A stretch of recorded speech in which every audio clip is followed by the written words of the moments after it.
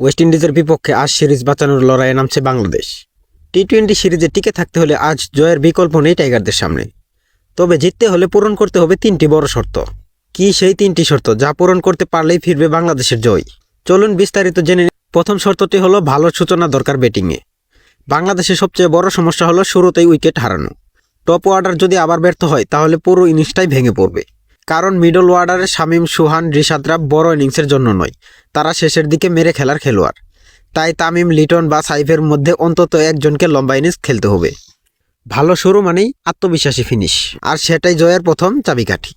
দ্বিতীয় শর্ত হলো ফিল্ডিংয়ে ভুলের জায়গা নেই। বাংলাদেশের ফিল্ডিংই এখন সবচেয়ে বড় দুশ্চিন্তা। এশিয়া কাপ থেকে শুরু করে শেষ ম্যাচ প্রায় সব জায়গাতেই ক্যাচ মিসে হারের গল্প। পাওয়েলের ক্যাচ মিসই ঘুরিয়ে দিয়েছে আগের ম্যাচের ফল। আজ এমন ভুলের কোনো সুযোগ নেই। একটা ক্যাচ মিস মানেই হাতছাড়া ম্যাচ।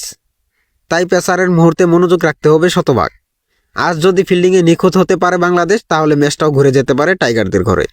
তৃতীয় শর্ত হলো ডেথ ওভারে নিখুঁত বোলিং। ডেথ ওভারেই ম্যাচ জেতাই কিংবা হারাই, এই কথাটাই প্রমাণ হয়েছে আগের ম্যাচে।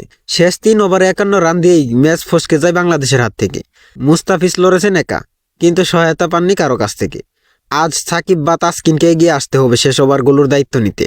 ডেথ ওভারে পরিকল্পিত বোলিং, সঠিক লাইন, লেন্থ আর ঠান্ডা মাথায় সিদ্ধান্ত এনে দিতে পারে বাংলাদেশের জয়। শেষ কথা, ওয়েস্ট ইন্ডিজের বিপক্ষে জয় পাওয়া সহজ নয়, কিন্তু অসম্ভবও নয়।